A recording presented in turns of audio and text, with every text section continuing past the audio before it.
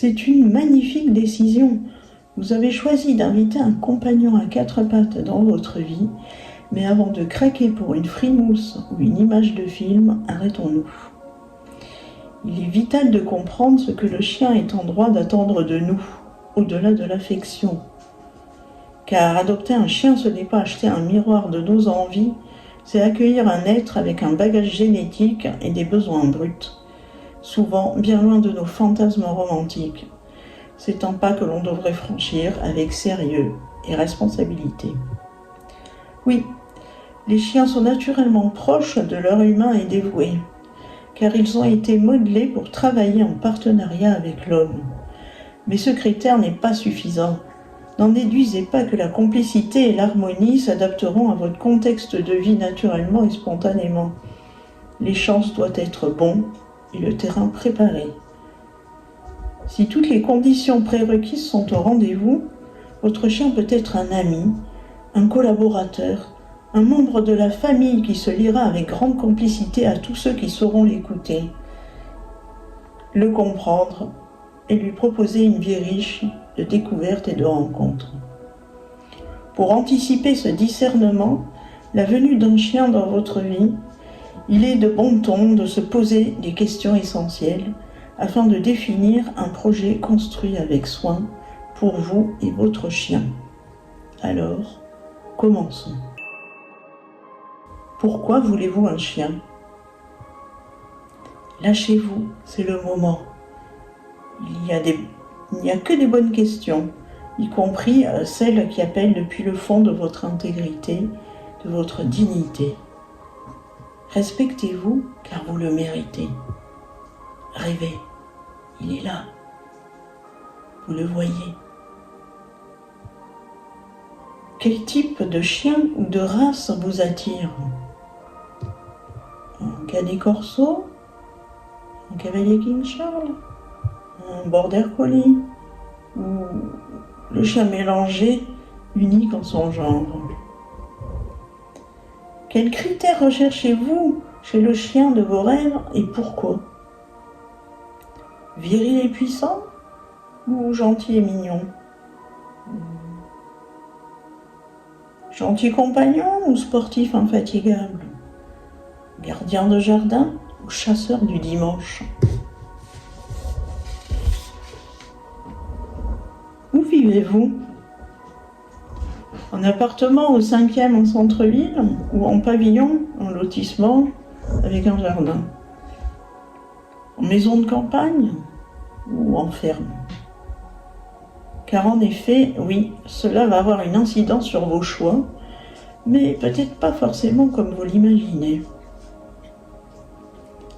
Avez-vous déjà eu un chien ou est-ce la première fois ?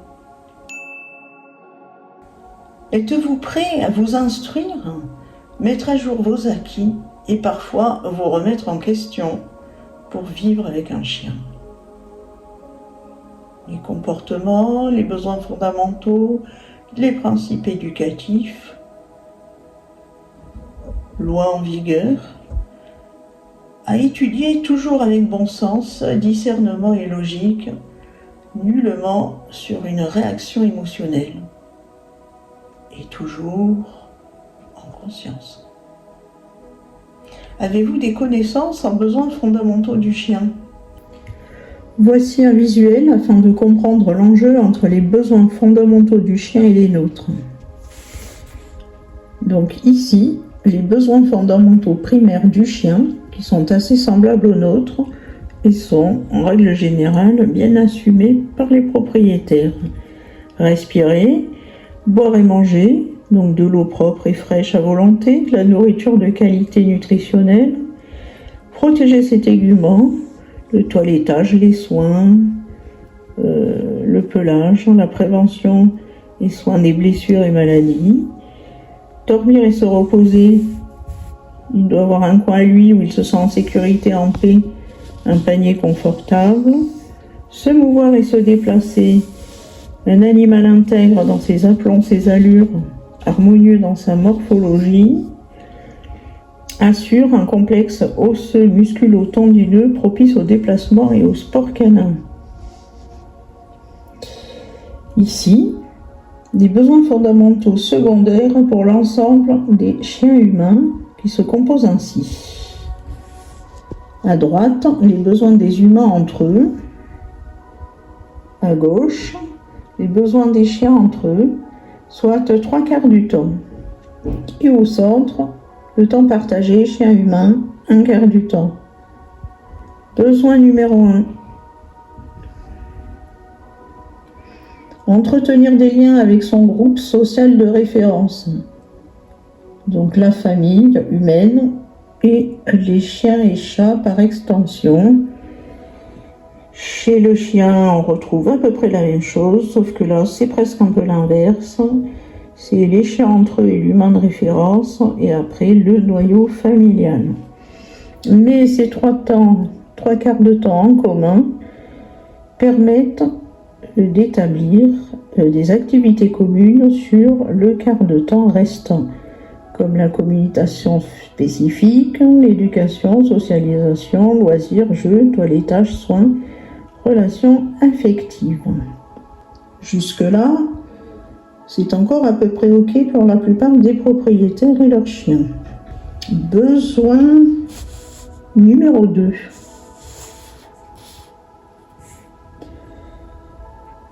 Là, c'est une totale dissonance, sauf pour quelques rares cas. Alors que l'humain s'absente entre 7 et 12 heures pour son activité professionnelle et ses besoins spécifiques, le chien, lui, a besoin de liberté exprimée en sortie exploratoire et occupation d'au moins 1 à 2 heures minimum par jour pour les petits chiens de compagnie, et bien plus pour les autres comme les chiens de berger, les chiens de chasse, les nordiques, les lévriers, sachant que la solitude pour le chien est une activité absolument facultative puisque c'est un animal social par excellence destiné à travailler en collaboration avec l'homme. L'incompatibilité est flagrante et sérieusement nuisible à l'équilibre de votre chien qui, si rien n'est mis en place pour compenser la carence, va développer des dérives comportementales de survie, et c'est précisément là que les ennuis commencent et que votre complicité et votre confort se dissipent. Genre lacération du canapé ou autre chose, hurlements continuels de détresse, creuse des trous dans le jardin, troubles obsessionnels compulsifs, aboyer furieusement à tous les passants ou déprimés. L'activité pour un chien est primordiale. C'est l'ensemble des comportements naturels biologiquement attendus qui contribuent à son équilibre physique, mental et émotionnel. Des études estiment que plus de 80% des chiens de compagnie souffrent de cette sous-activité, sans que les humains en aient conscience. Je parle là non seulement des chiens qui attendent dans le logement le retour de leur maître, mais aussi ceux qui aboient derrière leur clôture dès qu'un passant se montre. Car non, ce n'est pas un comportement de garde, mais un signe de peur et de frustration. On y reviendra plus tard dans une autre vidéo. Avez-vous des notions de langage canin ? Le langage corporel canin, qu'est-ce que c'est ? Ce sont des signaux visuels utilisés par les chiens dans leur communication pour exprimer leurs émotions et leurs intentions spécifiques. Ici, en l'occurrence, on a les signaux d'apaisement, c'est-à-dire les signaux que le chien va adopter dans son comportement pour montrer qu'il est mal à l'aise et qu'il recherche la tranquillité. Comme se lécher la truffe ou les babines, qui est souvent très visible chez les chiens stressés. Se gratter, s'asseoir, s'ébrouer,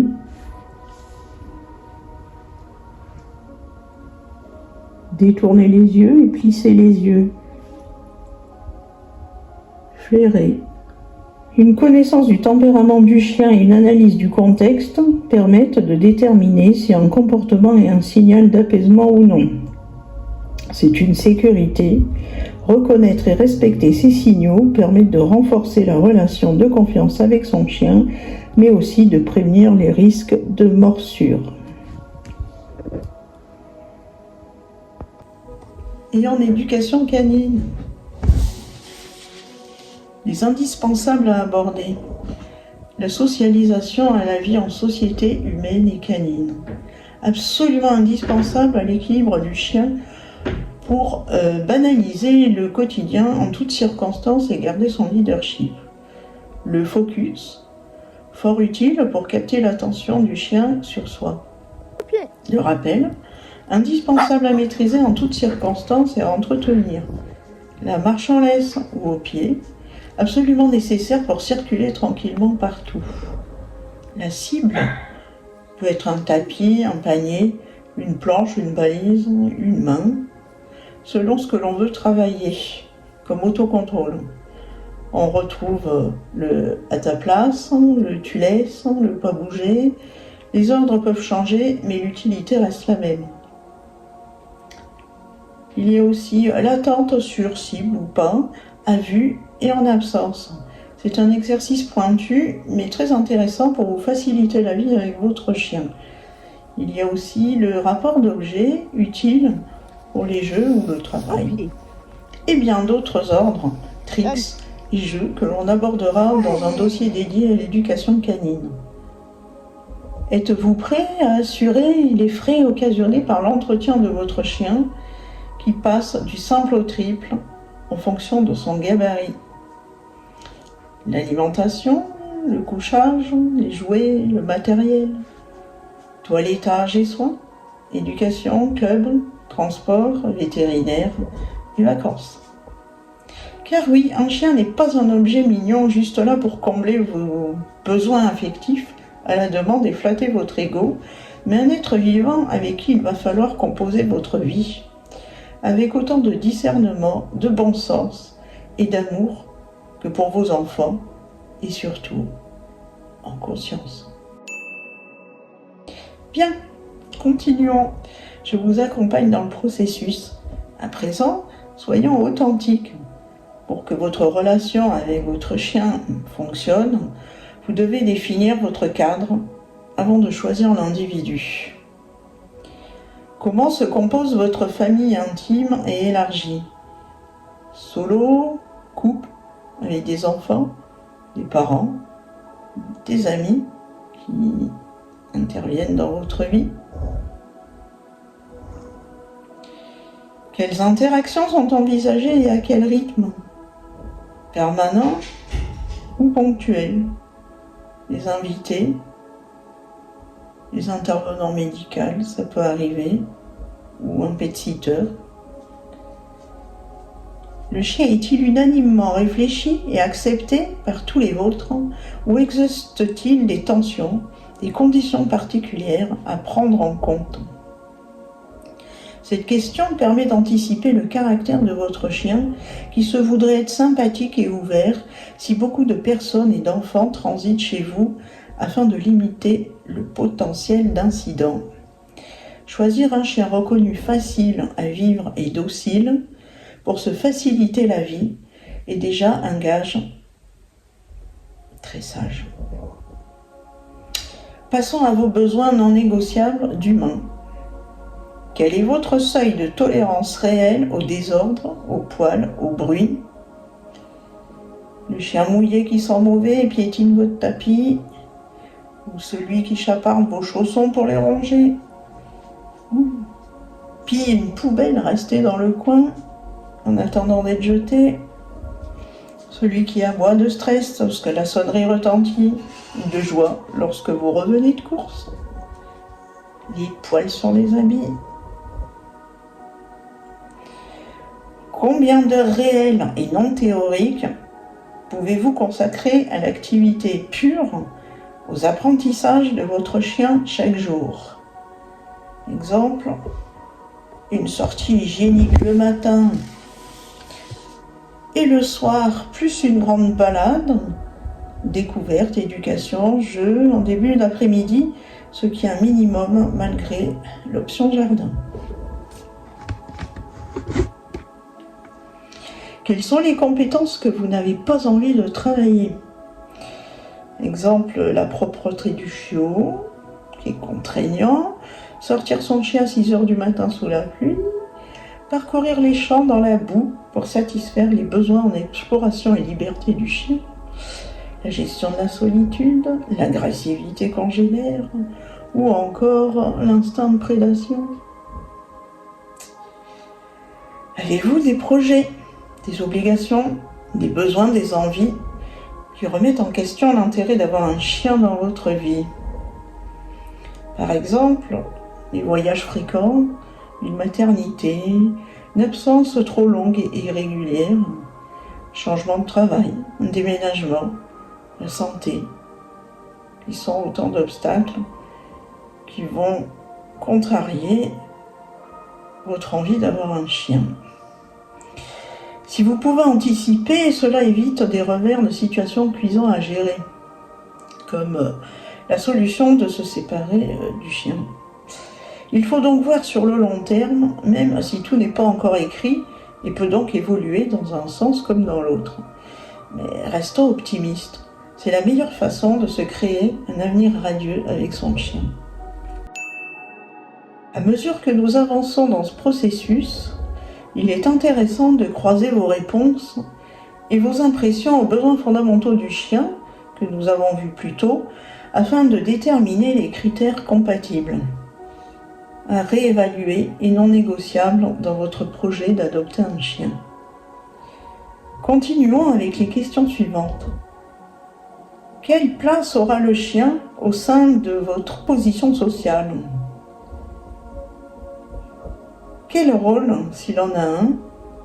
D'autres animaux sont-ils déjà présents dans votre vie? Des chats, des rongeurs, des oiseaux en cage, des équidés peut-être, de la volaille? La cohabitation est-elle envisageable ou risquée d'avance?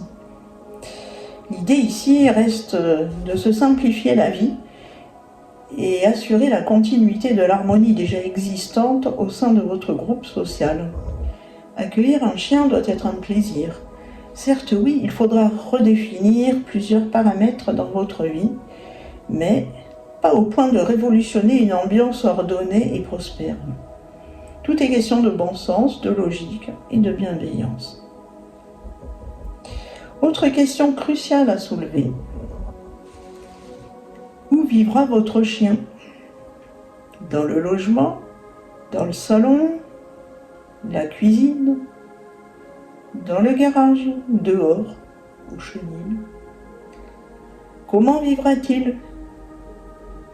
En réfléchissant, fonctionnel et pratique.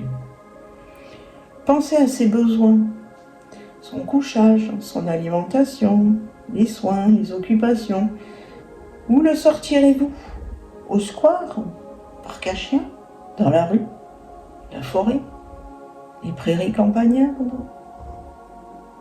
On y revient. Êtes-vous prêt à changer vos habitudes de vie, vos idées reçues et faire des concessions pour intégrer votre chien harmonieusement dans votre vie? Exemple, sortie hygiénique matin et soir par tous les temps. Passer du temps à son éducation, fréquenter un club, revenir à la pause méridienne pour sortir le chien, si vous êtes plusieurs en famille, en s'arrangeant entre vous pour vous relayer sur la journée afin d'assurer présence et activité pour votre chien. Brosser les longs poils.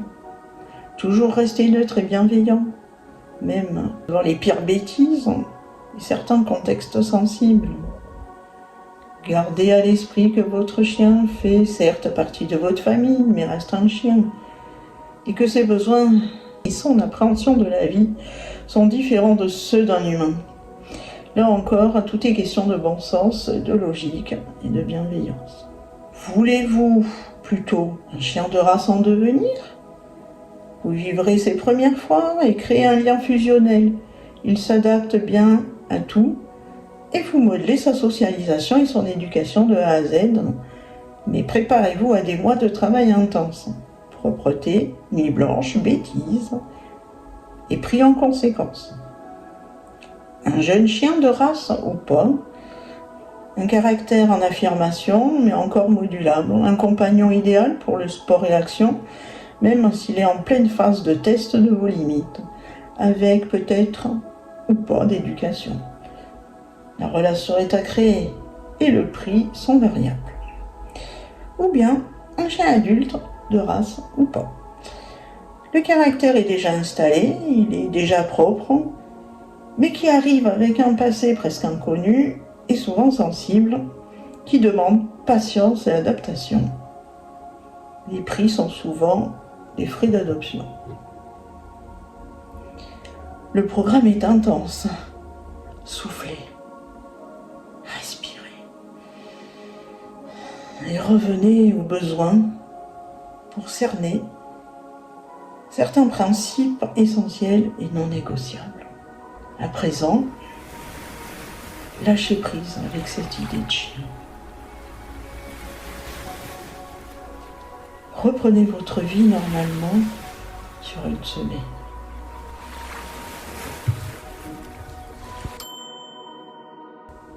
Revenons sur ce projet d'adopter un chien. Réfléchissez-y un instant avec raison et discernement. Êtes-vous toujours motivé par l'adoption d'un chien ou d'un chiot? Votre projet d'avoir un chien est-il toujours compatible avec votre mode de vie, vos envies assumées, vos obligations, votre disponibilité? Voici des citations à méditer en conscience. Un chien devrait être un partenaire dévoué et courageux, capable de vous suivre en toutes circonstances, en restant agréable et disponible. Partager sa vie avec un chien doit être un bonheur constant, pas une contrainte à assumer. Avoir un chien juste pour avoir un chien et ne rien partager de sympa avec lui, par manque de temps ou d'envie, n'a aucun sens. L'amour pour les animaux commence souvent par le renoncement, celui de ne pas le posséder tant qu'on ne peut pas pleinement les honorer. Vos choix et vos décisions vous appartiennent et sont profondément respectés. Savoir renoncer par réalisme est un acte de sagesse et de conscience vénérable. Vous êtes toujours dans la course? Très bien, alors continuons ensemble, vous y êtes presque. Définissez une organisation cohérente pour tous.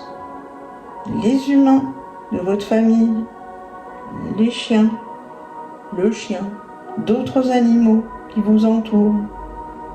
Tenant compte de vos critères et besoins respectifs avant de vous engager dans l'adoption. Notez vos intentions, vos impressions, vos intuitions qui apparaissent au cours de la réflexion, qui sont des guides pour mieux apprendre cette investigation. Sur ce modèle, établissez une journée type du chien ou du chiot en semaine, le week-end et pour les vacances. Elle vous servira de support pour établir une routine quotidienne, sachant qu'évidemment, comme rien n'est figé dans la vie, il faudra régulièrement la réviser en fonction de l'âge du chiot ou du chien, ses besoins, ses progrès, ses activités et de votre situation ou tout autre paramètre important, avec toujours en tête du bon sens, du discernement, de la logique et de la bienveillance pour tout votre groupe social. Actuellement, nous vivons dans un contexte chamboulé, et nos vies le sont aussi. Le choix d'une race adaptée est votre fondation. Un chien bien choisi saura traverser les tempêtes de votre vie avec vous, tant que vous restez sa boussole. Choisir une race, c'est choisir un tempérament fonctionnel. On ne peut pas empêcher un chien d'exprimer ce pourquoi il a été programmé pendant des siècles. Mon rôle est de vous aider à identifier le type de chien et le tempérament compatible avec votre vie et votre projet, pas d'espérer changer le chien une fois qu'il est chez vous. Ainsi, on classe les races par groupe pour identifier leur utilité, leur tempérament et leurs besoins communs. En s'y intéressant, vous pouvez déterminer si la tendance de votre race de prédilection correspond à vos critères et vos attentes. Groupe 1. Les chiens de berger et de bouvier qui guide et rassemble le bétail en lui courant après pour l'encercler et le ramener vers son humain. Chien de travail polyvalent ou spécialisé, au caractère souple, disponible, avec un grand besoin de s'activer. Pelage varié selon la race et entretien en conséquence. Groupe 2. Les molossoïdes et schnauzers, 3 variétés, tous ont un rôle de défense de biens et territoire. Les chiens de montagne sentinelles, gardiens de troupeaux, les chiens molosses, chiens de combat, les schnauzer pinschers, sentinelles, gardiens d'écurie. Tous présentent un caractère très affirmé et courageux, des puissances indociles, redoutables envers les congénères. Groupe 3. Les chiens de terrier, chasseurs de petits gibiers, hératiers, indépendants, vifs, intrépides, caractère très affirmé et volontaire, querelleurs envers les congénères. Certains nécessitent l'intervention d'un toilettage. Groupe 4. Les teckels, chiens de chasse polyvalents de fouille à la personnalité affirmée, courageux et malicieux, dynamiques, ils ont besoin de creuser. Groupe 5. Les chiens de type Spitz, nordiques et primitifs, chiens polyvalents de ferme qui ont tendance à l'indépendance, orientée, chasse ou compagnie. Les nordiques tirent les traîneaux sur de grandes distances, robustes et endurants. Ils ont grand besoin de s'activer et de parcourir des territoires. Les chiens primitifs ont un caractère très affirmé, indépendant et fier, à l'instinct sauvage toujours présent. Pelage fourni et laineux à brosser régulièrement. Groupe 6. Chiens de chasse courant après le grand gibier en meute. Courageux, endurants, volontaires, intrépides au flair puissant, ils ont besoin de pister, s'activer et parcourir des territoires, conciliant envers les congénères. Groupe 7. Chiens de chasse polyvalents qui marquent l'arrêt, énergiques, rapides, passionnés par leur travail, ils courent sans relâche pour débusquer le gibier. Ont grand besoin de se dépenser dans la pleine nature et pister, conciliant envers les congénères. Groupe 8. Chiens de chasse de gibier à plumes et dos, énergiques, résistants, travailleurs, souples et dociles, ont besoin d'être occupés et se dépenser. Certains sont utilisés pour l'assistance aux personnes, amicaux envers les congénères. Groupe 9. Chiens de compagnie, de petite taille, principalement, au tempérament vif, joyeux et affectueux, faciles à éduquer, adaptables. Ils apprécient les sorties, aimables ou indifférents envers les congénères, souvent belliqueux envers les grands chiens. Groupe 10. Les lévriers sont des chiens de chasse à vue, taillés pour la course, calmes à l'intérieur, énergiques à l'extérieur. Ce sont des athlètes nés, réservés et sensibles, plutôt faciles à éduquer, mais qui doivent absolument pratiquer la course, distants envers les congénères. Ensuite, il existe de par le monde une variété de races tellement importante que chacun devrait pouvoir trouver celle qui correspond à son mode de vie et aux conditions de son projet. Voici une sélection de 12 races canines en vogue à titre indicatif. Le Golden Retriever du groupe 8, le grand sensible, très amical et patient qui adore l'eau, compagnon docile et agréable de famille pour les personnes qui aiment les activités de plein air. Taille entre 50 et 60 cm, facile d'entretien. Le Border Collie de groupe 1, le génie de travail, énergie débordante. S'il n'a pas de troupeau ou de sport intense et d'occupation mentale, il peut devenir destructeur par ennui. Taille entre 50 et 53 cm, facile d'entretien. Le berger australien de groupe 1, le polyvalent actif, très intelligent et dévoué à ses humains, qui demande beaucoup d'activité physique et d'occupation, ainsi qu'une éducation qualifiée et cohérente dès le départ. Taille entre 48 et 56 cm, entretien facile. Le malinois de groupe 1, l'athlète d'élite, besoin d'un maître expérimenté. C'est un chien d'utilité et de travail pur, à l'instinct de protection développé et d'une fidélité absolue qui, sans mission, s'étiole. Taille 58 à 62 cm, facile d'entretien. Le berger allemand de groupe 1, le partenaire fidèle, courageux et équilibré, Très polyvalent, utilité, garde, sport, famille, mais qui nécessite une socialisation et une éducation soignée. A besoin de beaucoup se dépenser et s'occuper. Taille entre 55 et 65 cm, facile à entretenir mais brossage régulier. Le Staffordshire Bull Terrier de groupe 3. Le chien dévoué, musclé, mais très doux et équilibré envers les humains.